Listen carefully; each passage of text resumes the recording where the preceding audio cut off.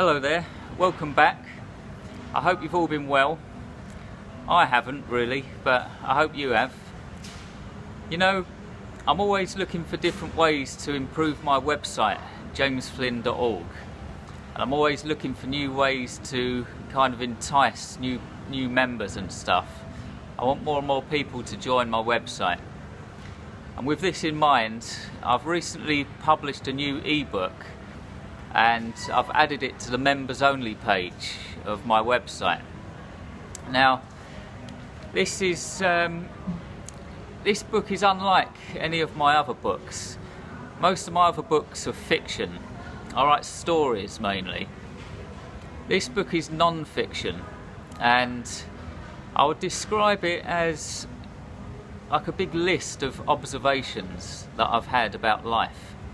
The book is full of observations and insights about life and the world, and some are funny, some are serious, and it's like a mixed bag of observations. The book is called A Journey into My Mind, Musings from a Tormented Soul. And there are over 100 observations in the book, or you could say there are over 100 paragraphs in the book, because the whole book consists of separate little paragraphs separated from each other, and each one is like a separate insight that I've had. And the book is, for the most part, written in a comical, jovial tone. I've tried to make it very funny, although there are certain parts that are quite serious and maybe depressing as well. In fact, this was arranging the book was one of the hardest jobs that I had, because I had all of these different insights. Some of them were funny and some of them were serious, and so I had to decide how I was going to lay this book out. In the end, I went for a kind of sandwich method, where the first part of the book is funny, the middle part is serious, and then the last part is funny again. So I've gone with a kind of sandwich method for the book. I'm going to read 3 excerpts for you today, 3 different insights from the book. Most people at this point would choose the best 3 to read, to try and make the book look really, really good. I'm not doing that, because if I read the best 3 right now, there wouldn't be any reason for you to read the book. So I've chosen 3 good ones, but not the best. So you've still got something to look forward to if you choose to read it. Alright, so and I've kind of gone with the layout of the book here as well.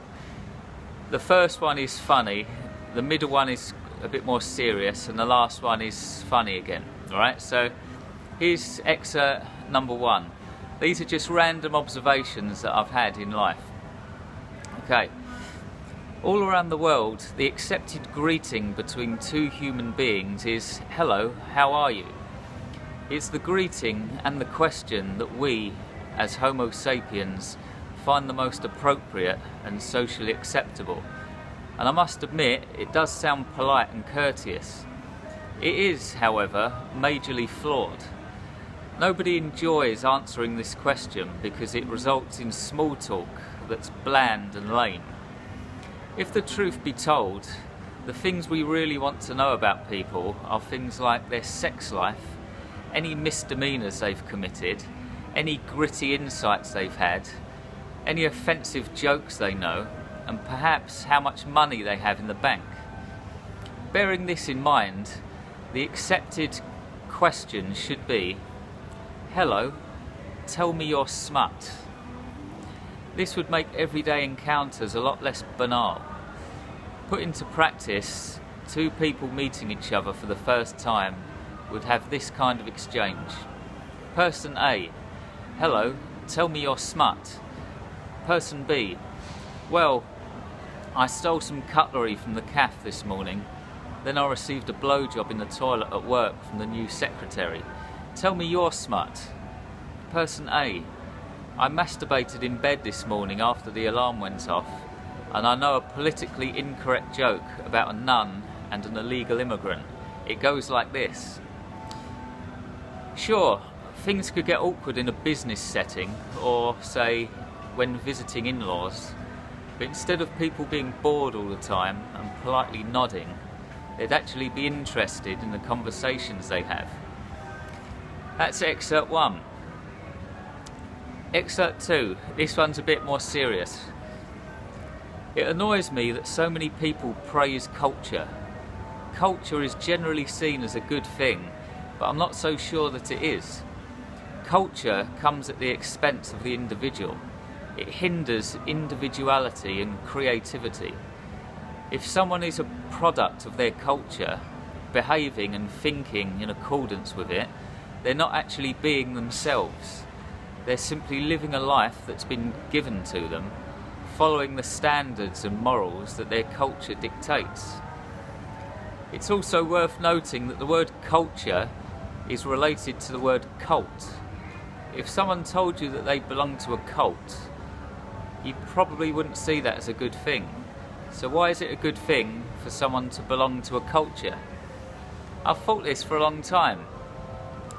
People harp on about culture. Culture is a good thing and all this, but I'm not really sure it is. If you're part of a culture, you're part of a cult. Being part of a cult isn't really a good thing, so something to think about there.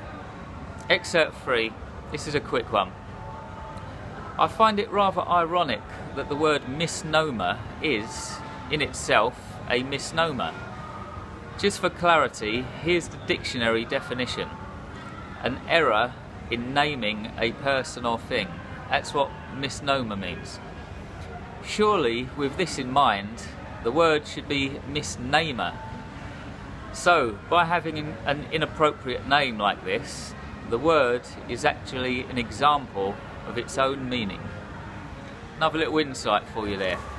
This is what the book is. It's over 100 little paragraphs like this. 100 insights and observations that I've had about life in general. It's a journey into my mind.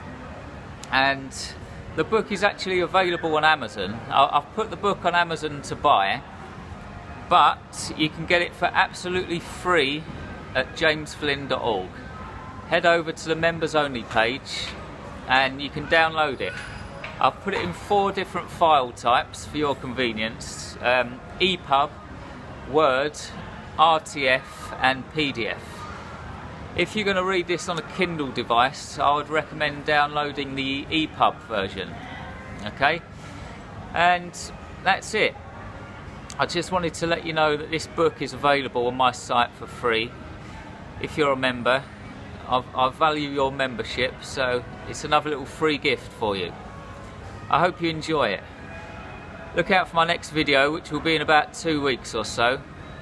And in the meantime, try to have a great day on this weird, peculiar, unforgiving rock we call Earth.